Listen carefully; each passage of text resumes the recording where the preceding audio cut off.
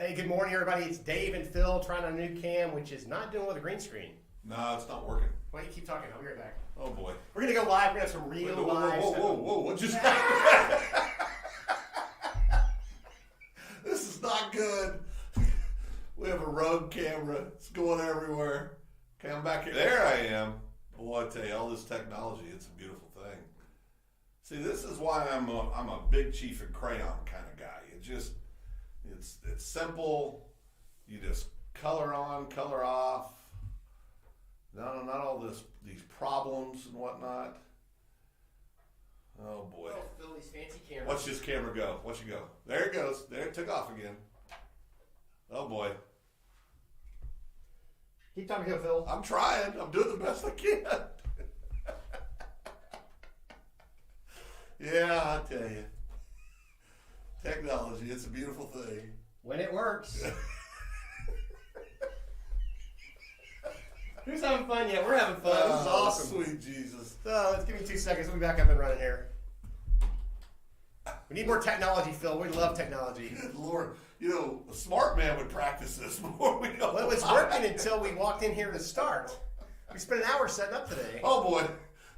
There's the old famous green screen. Oh, boy, They can't see this. This is great. What the daylights is going on? This is a hot mess. This is indicative of a normal day in a business right here. This is what you typically experience. Well, that little camera is wide.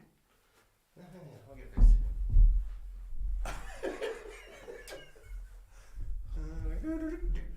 So, you know what we need? how about those bears?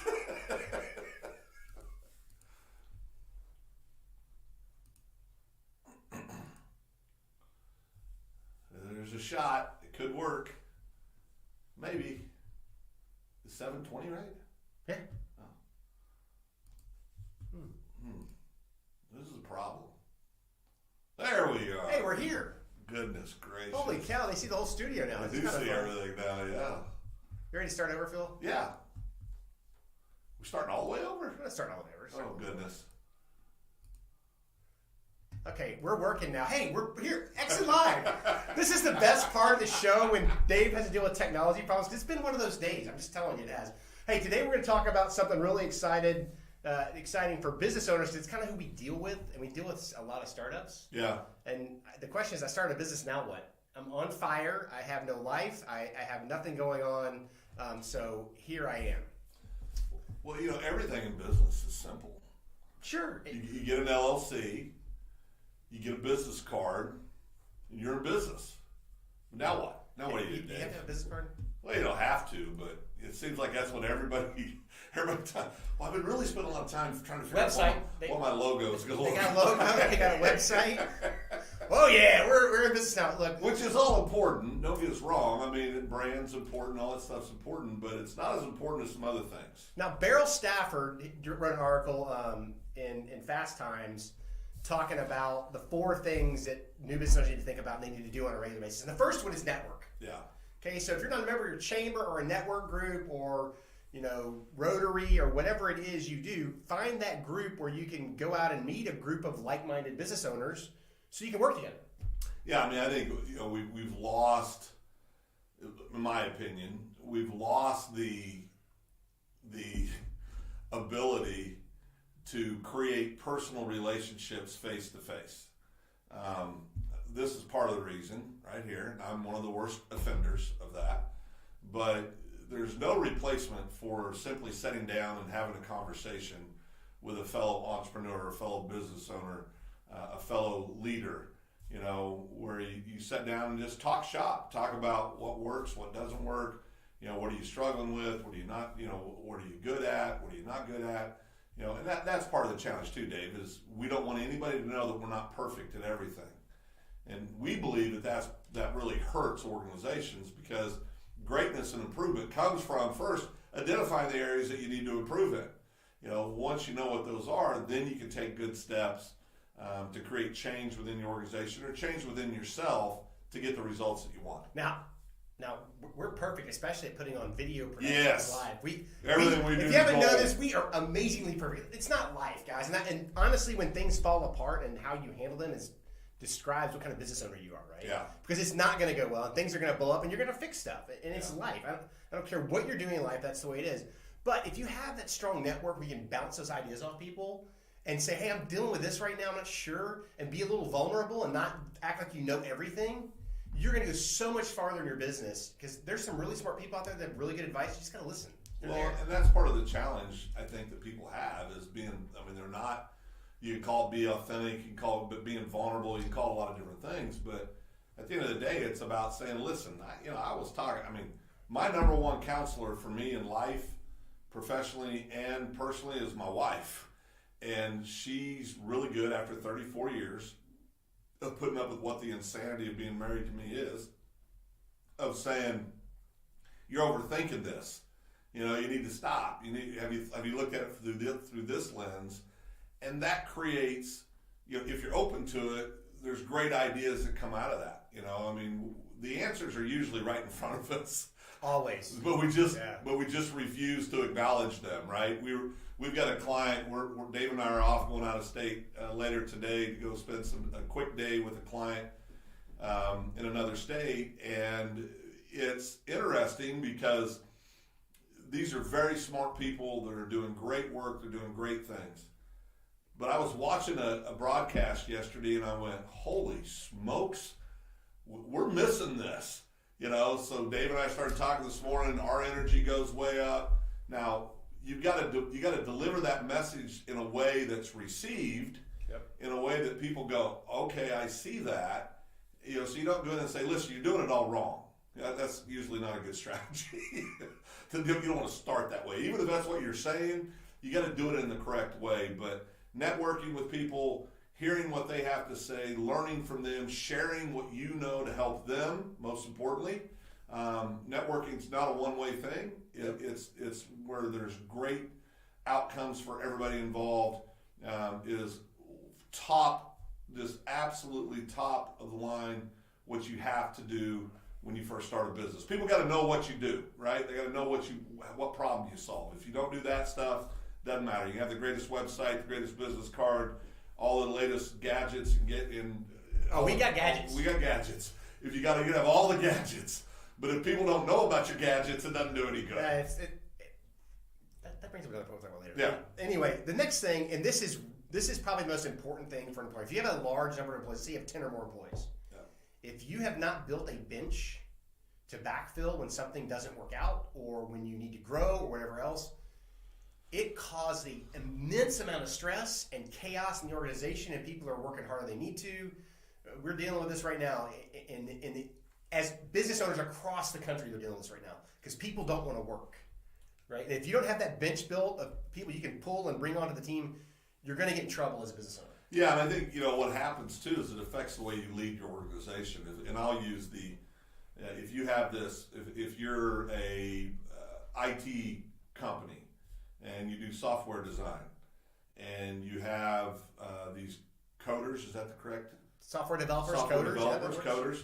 Yeah. If you have those types of folks on your staff, and maybe there's one person that carries 50% of the workflow that gets everything done, you're constantly worried that person's going to leave and go somewhere else. Because the second they leave and you go somewhere else, your company's been diminished by 50%.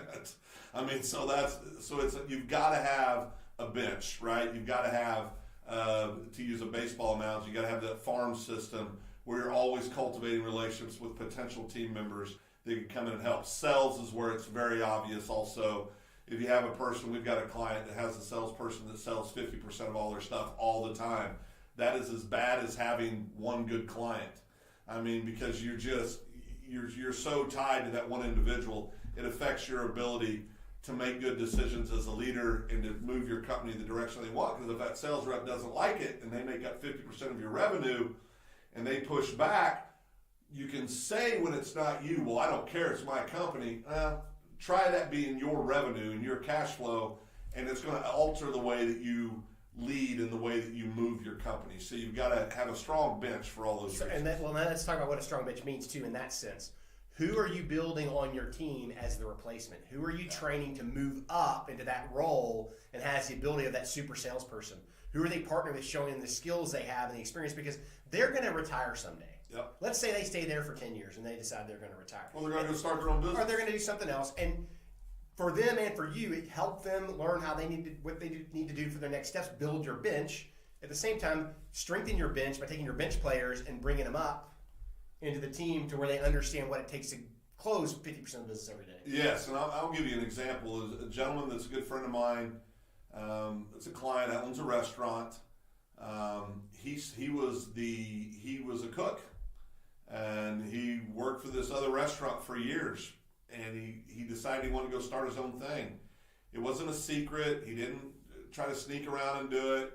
He went to the owner of the restaurant that he worked for like 10 years and said, man, I really have this, I want to go try my own thing.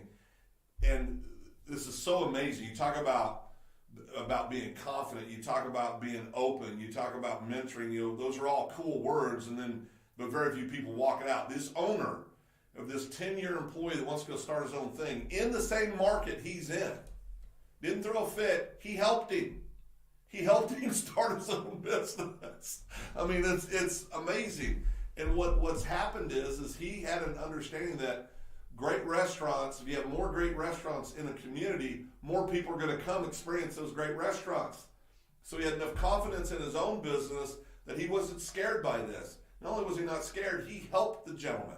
Now, I know that goes counter to everybody that's between the age of 25 and let's say 45 that still thinks the only way to success is to beat the crap out of your competitor, that still thinks that you got to kill them, that still thinks that there's not room for anybody else that does what you do, just you. I know that runs counter to what you believe. I'm just here to tell you, and I'm just going to say it, you're dead wrong. Blue ocean. It is absolutely does not work that way. I talked to a young entrepreneur a couple weeks ago who I have a lot of respect for, has been very successful. He's still in that mindset of kill, kill, kill. He just wants to run over everybody that's in it that he perceives as competition. And I just laughed. I said, well, that's okay. I used to think that too when I was your age. And I did. I get it. And for all the people that are now offended because I sound like the old guy that says you don't have enough experience to know what you should do and what you shouldn't do, that's not what I'm saying. What I'm simply saying is there's more opportunity. You can go compete and beat the brains out of somebody else, and you'll win deals and you'll lose deals. Or you can figure out a way to collaborate with each other's strengths, and you both will win more deals and make more money along the way. And you also don't create this false narrative that they're the enemy.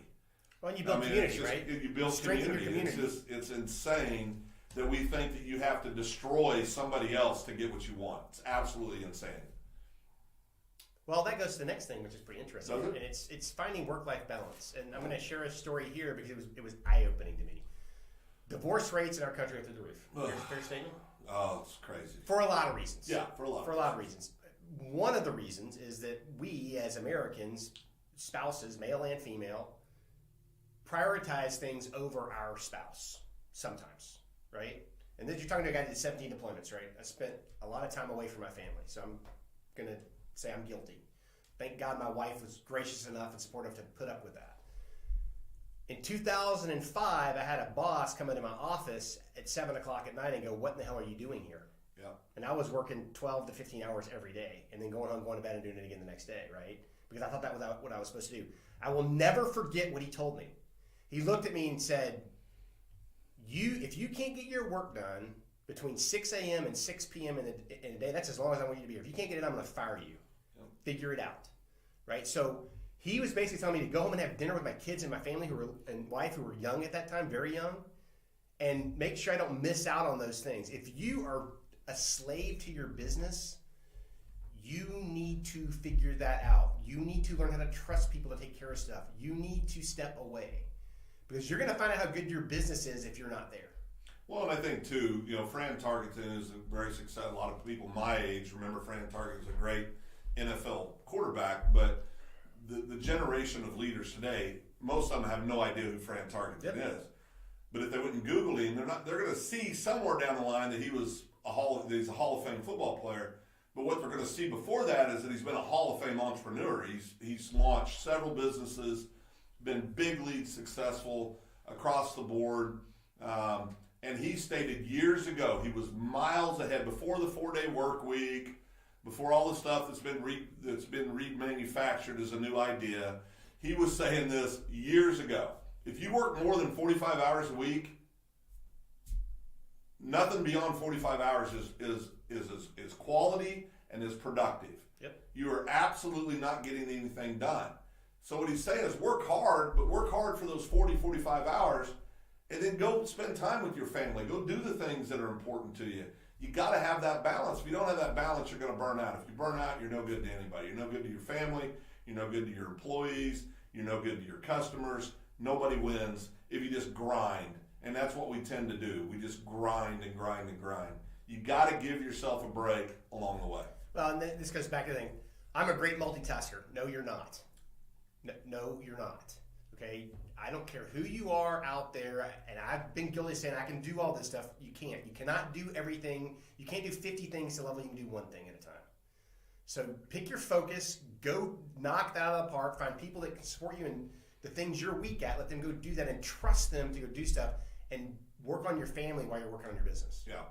So the next one, this is the last one for today, and it's probably my favorite one because it's so true. It is so true. Always be learning. Look, Phil and I are over 50. We've been around the block more than once. And we find ourselves at a point in our life where 18-year-old kids are smarter on technology than we are. Oh. And we're having to fight every day to make sure we're staying relevant. 9-year-old kids are smarter than me. we're trying to find ways to maintain our sharpness with new technology. And as you get older, 40, 45, 50, you're going to see that it's going to accelerate, right? Yeah. I mean, there's an article today, the robot business is going nuts because people don't want to work. They're going to build robots to do it, right? Well, if you're a 50-year-old business owner, what do you know about robots? Now, most of us know the robots we had as a kid, and we've seen them on TV. They're pretty cool, but we're not. R2D2? Was that his name? That was R2D2 and C3PO, back in the day, Yeah. But these robots are going to start serving tables. They're going to start manufacturing. They're going to start pulling packages. They're already doing all those things. So if you have a company that's in that space, what are you doing to modernize? How are you keeping your company relevant? And the only way to stay relevant is to be willing to accept change and understand what is coming in the future. Yeah, I've said this a million times. If you guys follow, you guys are going to roll your eyes probably because I say this all the time. It doesn't matter. You can either be right or you can have things right. I mean, it doesn't, in your mind, we can convince ourselves that we know best. The way I built my businesses, the way I went out and taught people to sell, the way I sold myself, it doesn't work anymore. Okay, it hasn't worked for some time. So some time ago, I adjusted the way that I approached sales relationships with people.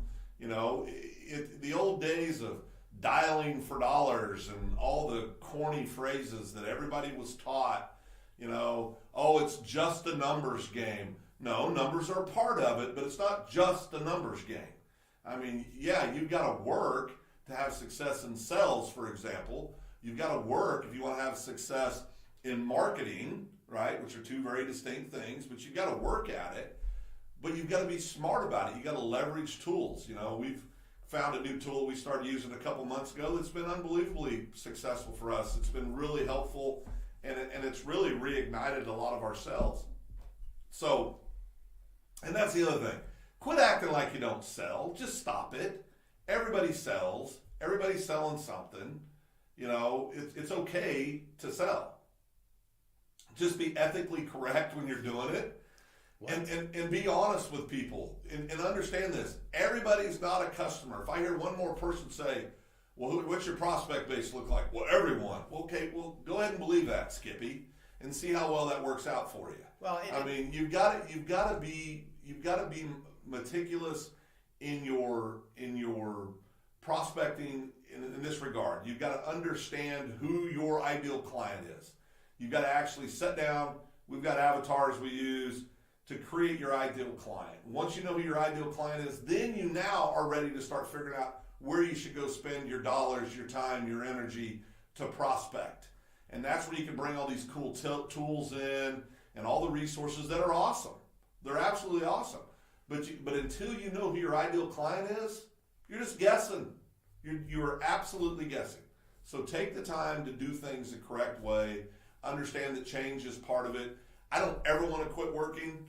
I don't ever want to retire. The ideal of that makes my head hurt. I like getting up every day and trying to create and trying to help and trying to serve people. That's something that I'm passionate about. So I don't ever want to stop doing that, right? So if you're like me and you don't ever want to stop, well then you've got to be reinventing yourself, and you got to stay current with what's going on. Relevant. Got to stay relevant. Yeah, you either relevant or you die. Think of Blockbuster. Yep. Blockbuster became no longer relevant, and they are now gone.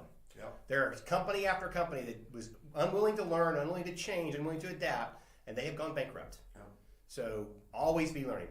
Look, if you own a small business, thank you for what you do for our community and our country. It's amazing. You're the backbone of America, and you make our country great, regardless of anything else that goes on in the world. Thank you. So follow these tips today to find work-life balance. Always be learning. Build a bench and stay positive, right? And network. Yeah, and grow it. Well, this has been a lot of fun. We'll reduce the technical difficulties. We'll figure out the camera. It's a new camera. It's really cool. It is a cool camera. It weirds me out a little bit because it follows me everywhere I walk. Yeah, and if it picks one of us, it follows. So we apologize for the technical difficulties, but it was fun for us. Yeah. Panic thing. Anyway, with that, this is Dave and Phil, EXSIN Live. We are out of here.